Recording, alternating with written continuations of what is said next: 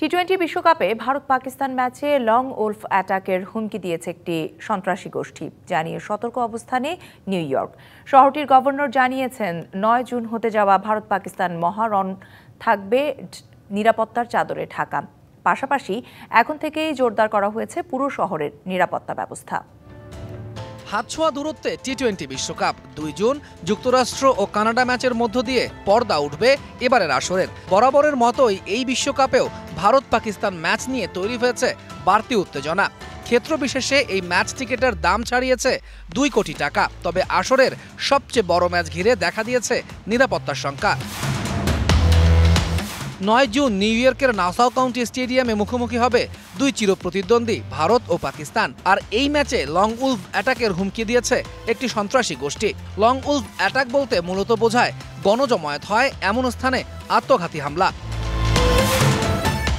এই হুমকির পর বাড়ানো হয়েছে নিউ ইয়র্ক শহরের নিরাপত্তা ব্যবস্থা।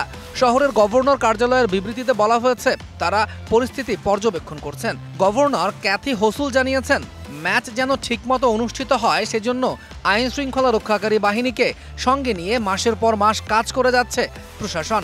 ম্যাচ ঘিরে নিরাপত্তার চাদরে ঢাকা থাকবে পুরো শহর। বিষয়টি নিয়ে বিবৃতি দিয়েছে আইসিসিও। ক্রিকেটের সর্বোচ্চ নিয়ন্ত্রক সংস্থাটি জানিয়েছে নিউ ইয়র্কের ভেন্যু ছাড়াও অন্য ভেন্যুগুলোতেও নিরাপত্তা জোরদার করা হবে। যে কোনো ধরনের ঝুঁকি এড়াতে বৈশ্বিক পরিস্থিতিতে নজর রাখার পাশাপাশি আয়োজক দেশের কর্তৃপক্ষের সঙ্গেও নিবিড়ভাবে কাজ করে যাচ্ছে সংস্থাটি।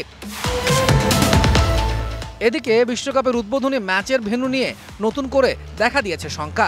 ঝড়ে বেশ ক্ষতিগ্রস্ত হয়েছে ডালাসের প্রেরি ভিউ স্টেডিয়াম। ভেঙে গেছে স্টেডিয়ামের বড় স্ক্রিন, ক্ষতি হয়েছে গ্যালারির, চলছে তার সংস্কার কাজ। তবে উদ্বোধনী ম্যাচের দিনও রয়েছে 42% বৃষ্টিপাতের সম্ভাবনা। এছাড়াও বজ্রপাতের সম্ভাব্যতা দেখানো হয়েছে 38%-এর বেশি। তৌহিদুল ইসলাম, ডিবিসি নিউজ ডেস্ক।